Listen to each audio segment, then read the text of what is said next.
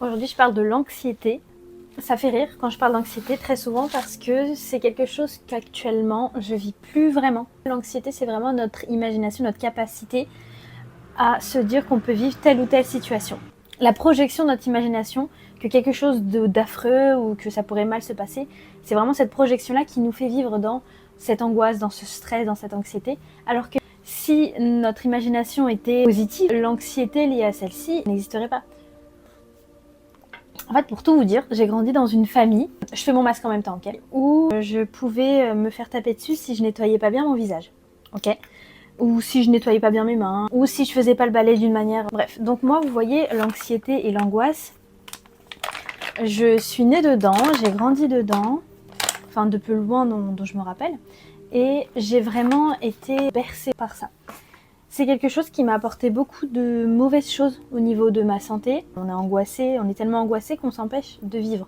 On s'empêche de faire certaines expériences, ou alors même de visualiser quelque chose, ça nous angoisse. Ce que j'ai compris avec le temps, c'est que tout ça, comme j'ai dit au début de la vidéo, c'est vraiment quelque chose qui est basé sur notre imagination. Moi qui ai grandi dans une famille dans laquelle j'étais très angoissée, je ne pouvais pas être moi. Il fallait que j'incarne le rôle de quelque chose. Je ne savais pas ce que c'était, je ne savais pas qui je devais être, mais il fallait que je sois cette personne. Et du coup, tous les jours, il fallait absolument que je joue ce rôle-là pour être épargnée, on va dire. Ça, je ne suis pas morte, hein, mais c'est juste une image. Comment j'ai commencé à me détacher de toutes ces angoisses? Je me suis dit que ça valait pas la peine. En fait, qu'elles existent ou qu'elles n'existent pas, l'issue était toujours la même. La seule chose qui changeait, c'était le fait que je mettais ma santé, on va dire, en péril à force d'être tellement stressée. Donc imaginons, attends, faut pas que ça tombe parce que flemme de nettoyer ça après. Là, de ce qu'on a compris de ma vie, je m'en vais en Colombie. On va voir ensemble 2 personnes. C'est moi, il y a la Fiona angoissée et la Fiona qui n'est pas angoissée. Je vais dans un continent où je ne suis jamais allée.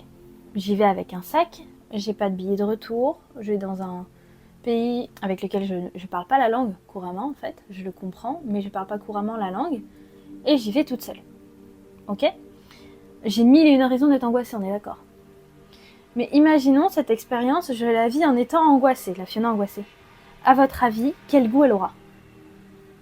En vrai de vrai, l'expérience, elle va être affreuse. Je vais juste subir le fait que je sois extrêmement angoissée. Imaginons, je me retrouve à la rue là-bas. Et j'avais été angoissée en me disant, à tout moment je me retrouve dans la rue, il va m'arriver des galères et tout. Qu'est-ce que je vais me dire? Je vais me dire, bah voilà, j'avais raison. J'avais raison, je me retrouve à la rue. Comment est-ce que je vais handle the situation? Je sais pas comment dire, comment je vais gérer le fait que je sois à la rue maintenant? Ben, je vais être hyper stressée. Est-ce qu'en étant hyper stressée, on est assez serein pour pouvoir trouver des solutions qui paraissent logiques et qui soient, et qui soient réalisables? Non. Donc la personne, donc la Fiona qui n'est pas angoissée, elle va en Colombie, elle est sûre d'elle parce qu'elle sait qui elle est, et elle se dit ok, déjà c'est même pas dans sa réalité qu'elle se retrouve à la rue, mais imaginons, je me retrouve à la rue. Qu'est-ce que je vais me dire? Je vais me dire bah waouh, là j'ai une opportunité de ouf, je me retrouve à la rue, je vais voir comment je me débrouille. Parce que la finalité, c'est quand même de trouver des solutions. C'est pas parce que je suis à la rue que ma valeur a disparu, que je vais mourir, que je suis seule en fait. Non, je suis là avec moi.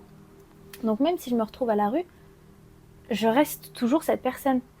Et cette personne, donc moi, j'ai toujours été là pour moi. Ok? J'ai toujours trouvé des solutions. Tout ça pour vous dire que c'est vraiment un choix. Ok, je peux être angoissée à me dire ouais, je connais personne et tout, mais pourquoi est-ce que en choisissant, je choisirais d'être cette personne-là? Parce que comme je vous ai dit, l'issue sera la même. L'issue sera la même dans tous les cas. Donc soit tu fais en sorte que ton corps s'en sorte bien, parce que quand même le stress, l'angoisse, ça a un impact énorme sur la santé. Soit je choisis tout simplement d'être une personne qui me fait confiance. Merci Perrine. Je voulais aussi parler d'un truc, ma relation à mon corps. Enfin, beaucoup de filles, en tout cas je parlais pour les femmes plus jeunes, j'avais du mal en fait à accepter mon corps quand il ne correspondait pas à l'image parfaite que je lui avais donnée dans ma tête. Ça jouait carrément sur mon mood. Ça veut dire que quand je sentais que mon corps n'était pas comme ce que je voulais, que j'ai pris trop de poids ou alors que j'ai pas fait attention à ce que j'ai mangé hier, du coup je sens carrément que j'ai pris du poids, et bah du coup je me sens pas bien. et je peux pas faire telle ou telle activité, je me vois pas porter cette robe, ou alors finalement j'ai plus envie de sortir voir mes copines. Aller jusque là. Je me suis... oh, attendez, je vais aussi me brosser les cheveux en fait, parce que je vais me laver les cheveux après. Je ressemble à rien. Peut-être qu'avec le micro vous allez entendre la brosse. Oh, je vais me brosser les cheveux plus tard alors. Oh merde, j'en ai foutu là. Bah tant pis. Donc je disais la relation au corps. Là, je suis sur mon mood. Je me suis rendu compte avec le temps qu'en fait, il n'y a que moi qui faisais que je vivais ça. Si mon corps est pas exactement comme j'ai envie qu'il soit aujourd'hui, c'est pas si grave et très souvent il n'a pas tant changé que la veille. C'est juste moi dans ma tête, je me suis mise à cette idée que mon corps là actuellement, il ressemble pas du tout à ce que je veux et du coup j'amplifie en fait. J'amplifie les choses, j'ai l'impression de ressentir plus de poids, je me sens plus lourde, je me sens moins jolie et ça influence ce que je fais dans ma vie, ce que je vais faire aujourd'hui, qui est-ce que je vais voir, comment je vais manger et c'était vraiment quelque chose qui m'enfermait et du coup je me suis posé la question, je me suis dit ok, imaginons je suis pas bien dans mon corps mais que je porte quand même cette robe. Donc je porte la robe et tout, je me regarde et je me rends bien compte qu'en fait il n'y a pas tant de différence que ça par rapport à hier. Genre je me rends bien compte que c'est vraiment psychologique. De fil en aiguille, j'ai commencé à faire ça. À me dire ok, j'ai ma perception mentale par rapport à ce que j'ai vécu, par rapport à comment je me suis nourrie, par rapport à tout ça, et j'ai la réalité. Et il faut que je trouve un moyen de lier les deux pour que je me sente bien. Et je me suis dit, si ma perception mentale ne me permet pas de faire ce que j'avais à faire aujourd'hui ou ne me permet pas de me sentir bien, à ce moment-là, je l'écoute pas. Ça va juste me freiner, donc c'est moi qui décide. Si j'ai pas envie de... Je vais pas dire pas ressentir ça, mais si j'ai pas envie d'y donner de l'importance, bah je choisis de pas le faire. Au Jean Jaurès ? Ah, j'irai voir. Je ne sais plus ce que je te disais, j'étais avec ma petite mamie. C'est fait attaquer par le chat. J'adore ce chat. Oui, en fait c'est à nous de choisir. Si c'est quelque chose qui va être néfaste et qui va t'empêcher de faire ce que tu as à faire, bah tu sais pas que tu le vires, mais tu choisis tout simplement de pas y accorder de l'importance. Et tu vas pouvoir trier les informations dans ta journée, donc celles qui ont de la valeur, qui vont t'aider, et celles qui ne l'ont pas. Je suis pas en train de dire de rentrer dans un déni. Si vous avez des problèmes de santé particuliers par rapport avec la nourriture ou autre, c'est quelque chose à traiter. Mais si ça vous empêche tous les jours de vivre votre vie, essayez aussi ce que je suis en train de vous dire. C'est-à-dire que vous pouvez vous faire soigner, mais en même temps, vous pouvez aussi tester des choses par vous-même. J'ai fait de moi-même toute seule et je vous dis que ça marche. Je vais me laver le visage et j'arrive. J'étais en train de penser un truc en plus, en me lavant le visage. Avant, quand j'étais extrêmement angoissée, j'étais extrêmement maniaque. Ça veut dire qu'il fallait que je fasse attention à énormément de détails dans ma vie. Et si je les contrôlais pas, à ce moment-là, c'était vraiment la cata. Je voyais que à travers ça. L'anxiété, ça a bien un team avec le fait d'être maniaque, de vouloir tout contrôler. Quand t'es angoissée, c'est parce que t'as besoin d'un certain contrôle pour pouvoir vivre ta vie. Et c'est vraiment, je pense, la pire des choses. Essayer d'avoir un contrôle sur une chose qu'on ne contrôle pas en fait. Tu peux contrôler, enfin j'aime pas le mot contrôle déjà de base, je préfère le mot maîtriser. Parce que contrôler, il y a trop des connotations assez mauvaises, j'aime pas du tout. Mais maîtriser, je trouve que c'est cool. Tu peux maîtriser comment tu réagis à la vie. Ok, parce que tu peux maîtriser ton avatar, ta personne, mais maîtriser ce qui t'arrive dans la vie, c'est pas possible. Tu peux manifester, tu peux faire des visualisations, tu peux faire plein de trucs. Oui, ok, ça je suis d'accord. Mais il y a plein de choses dans ta vie qui vont t'arriver et que t'as pas forcément envie que ça t'arrive. Et très souvent, heureusement, parce que c'est des choses dont tu avais besoin pour évoluer. Et ces choses-là, bien sûr, si elles te demandent est-ce que je peux arriver dans ta vie, tu vas dire non. Parce que tu sais que tu vas peut-être souffrir à un certain degré. Mais ces choses sont là pour te faire avancer. Savoir gérer l'après, c'est-à-dire ta réaction à cette chose. En soi, il y a plein de choses qui vous est déjà arrivé, vous avez mal réagi. On a toujours réagi au mieux en fonction de notre conscience. Ça veut dire que toi, tu pensais qu'à ce moment-là, il fallait que tu fasses ça pour que ça aille mieux. Maintenant que tu as pris de l'expérience, de l'âge, ou que tu as compris certaines choses, tu te rends bien compte que c'était pas du tout, c'était vraiment la dernière des choses à faire. Et encore une fois, à ce moment-là, quelqu'un d'angoissé va beaucoup culpabiliser ou avoir beaucoup de remords. Ça aussi, c'est pas l'issue. Parce qu'au fond de toi, tu sais très bien que tu as utilisé cette méthode-là, tu as réagi comme ça à cette chose, parce que tu pensais que c'était la meilleure des choses à faire. Tu peux pas en vouloir à une version de toi qui a fait de son mieux, c'est pas possible. Tu t'avais pas la science infuse, on l'aura jamais jusqu'au bout de notre vie, on sera là pour apprendre.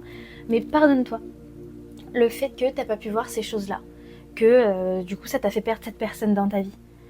C'est qu'il fallait que tu apprennes quelque chose. Donc au lieu de l'utiliser comme un frein en te méprenant sur toi, en te disant du mal, utilise-le en te disant ok, ça m'a appris ça, merci. Plus tu vas faire ça dans ta vie, plus tu vas voir les choses de cette manière-là, de cet angle, plus tu vas te rendre compte que t'es vraiment juste là pour d'une apprendre et de deux tu vas te rendre compte que t'es pas le monstre que tu penses être dans cette histoire. T'es pas la victime que tu pensais dans cette histoire. Et vraiment, s'il y a quelque chose qui vraiment m'attriste, c'est les personnes qui vivent leur vie sous un angle de victime. Je l'ai beaucoup vécu dans ma vie. Quand j'étais plus jeune, comme je vous ai dit, dans mon foyer, c'était assez spécial. J'étais toujours positionnée en tant que victime par rapport à ce que je vivais avec mes parents, mon père en particulier. Ce qui a fait que j'ai grandi en étant cet état d'esprit de victime. Donc plus je grandissais, plus j'avais l'impression qu'on s'acharnait, le sort s'acharnait sur moi. Que ce soit à travers ce que je vivais avec mes parents, ce que je vivais avec des amis, des relations, le milieu professionnel. J'avais toujours, parce que j'ai grandi dans cette ère de victime, j'avais toujours cet état d'esprit de victime, de me dire que c'était normal en fait ce que je vivais parce que j'étais une victime. Je me le disais pas ouvertement parce que je comprenais pas encore que c'était vraiment cet état d'esprit-là dans lequel j'étais. Très souvent les gens qui vivent dedans, ils s'en rendent même pas compte. Et c'est bien pour ça qu'ils restent parfois très longtemps dans cet état d'esprit parce que ils se rendent pas compte qu'ils sont leurs propres acteurs, que c'est eux qui se mettent eux-mêmes dans ces situations-là, parce qu'ils ont toujours connu ça. Le jour où tu décides vraiment de changer de vie, de changer de mindset, de changer de vision de voir, parce qu'on peut plus en fait, tu te rends compte que c'est pas quelque chose qui va t'aider dans ta vie de vivre en étant une victime. À ce moment-là, c'est là où il faut que tu regardes ta vie et que toutes ces choses que tu as qualifiées de mauvaises, qui t'ont fait du mal, qui ont été injustes, etc. Toutes ces choses que tu as qualifiées, qui dans ta tête sont des choses qui te confortent dans cet état d'esprit de victime, toutes ces choses tu vas les trier, tu vas les prendre une par une. Ce trauma-là, voilà, j'étais une victime de ça, c'est de leur faute, ils ont été injustes. Non. Tu vas prendre cette période-là, cet épisode de ta série, de ta vie, voilà, tu vas le prendre, tu vas le décortiquer et tu vas te regarder en face. Tu vas voir certaines choses, bien entendu quand on était jeune et qu'on était des enfants, c'est autre chose. C'est vraiment autre chose. Mais quand tu étais jeune et que tu étais un enfant et que tu as vécu des choses injustes, utilise-les pour pouvoir maintenant être forte. Au lieu de te dire j'ai été la victime de cette injustice, tu te dis plutôt ok, j'ai vécu cette injustice, mais aujourd'hui je m'en libère et je sais qu'être injuste là-dessus, c'est pas quelque chose de bon. J'en sors grandi de cette expérience. Au lieu de te dire ah j'ai été rabaissée et de te voir sous cet angle-là qui va pas du tout t'aider. Non, tu prends cet épisode et tu te dis ok, ça a été injuste, j'en ai conscience. Les personnes qui ont été injustes avec moi, soit ils le savent très bien et à ce moment-là ils voulaient me faire du mal, ça leur appartient, soit ils s'en rendaient même pas compte et très souvent ils s'en rendent pas compte, surtout quand c'est des parents. T'as pas de manuel pour être parent. Voilà, moi j'en ai voulu beaucoup à mes parents très longtemps et en fait tu te rends bien compte que t'as pas de manuel pour être parent, surtout que chaque enfant est différent.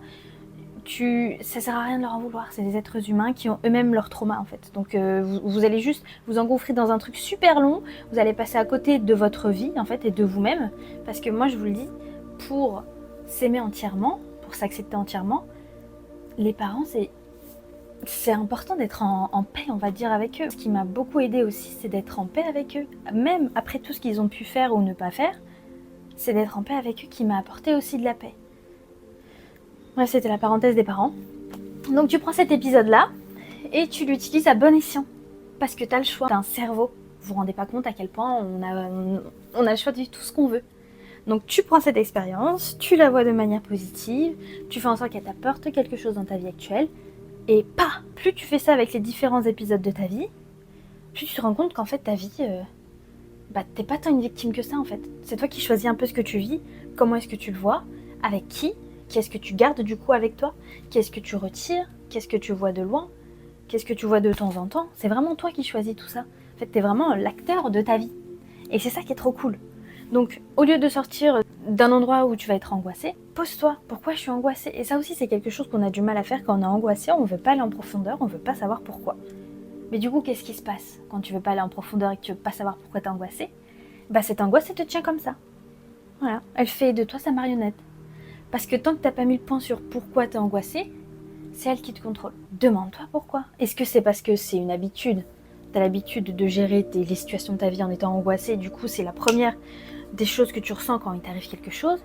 Est-ce que c'est parce qu'il y a quelque chose dont t'es pas fière et que t'as pas forcément envie que ça se sache, mais du coup t'es aussi dans un déni avec toi-même parce que tu veux même pas y faire face? Et si c'est le cas, tu prends une feuille, t'écris avec un stylo. On dirait on est en primaire. T'écris avec un stylo et t'écris pourquoi. Vous pouvez pas être face à une feuille blanche, c'est pas possible. Vous avez trop de choses au fond de vous, c'est juste que vous n'arrivez pas à vous poser et à faire ce que je suis en train de vous dire, c'est-à-dire prendre un putain de stylo et une feuille. Vous me faites ça ou vous me prenez un carnet. Ce carnet, ça va être le carnet de l'or en fait, c'est un trésor ce carnet. Vous inscriviez des choses incroyables dedans. Et vous imaginez pas à quel point c'est fou parce que des années après, allez 3-4 ans plus tard, moi j'ai des carnets entiers que j'ai... quand j'étais ici à Limoges, quand je suis arrivée, je faisais énormément de dépendance affective et j'étais à fond dans mes TCA. Ok, donc surtout dans la boulimie. Et qu'est-ce que j'ai écrit? J'ai écrit. Et quand je relis ce carnet, donc c'était il y a 3 ans et demi, quand je relis ce carnet, je me rends compte que c'est moi, ok, j'ai écrit ces mots, mais je suis plus cette personne. Ça fait un bien fou. Parfois t'écris, tu peux plus t'arrêter, voilà, et tu pleures. Mais en fait c'est parce que t'es en train de tout... Il y a tout qui sort. Voilà, donc c'est pas de la magie en vrai, d'accord? C'est juste savoir gérer... Bref, j'ai un peu fait le tour, je pense qu'il reste quand même certaines choses à voir. Mais j'ai pas vraiment de script en fait, je voulais juste me poser avec ma caméra et je voulais vous partager ça. Donc si vous avez des questions particulières, s'il y a un point qui vous intéresse ou s'il y a un point sur lequel vous voulez que je rentre plus en profondeur, dites-le moi. Vous me le dites en commentaire. Et je suis hyper active sur Instagram, donc n'hésitez pas à venir me rejoindre sur Instagram. Non, on va pas rentrer dans ce sujet-là. On like pas parce que quelqu'un est beau, ok? On like parce que je vous ai apporté de la valeur. Donc si vous avez trouvé que je vous ai apporté de la valeur dans cette vidéo, n'hésitez surtout pas à liker. Voilà, moi ça me ferait grave plaisir. Et abonnez-vous aussi, qu'est-ce que vous attendez en fait? Allez, gros bisous.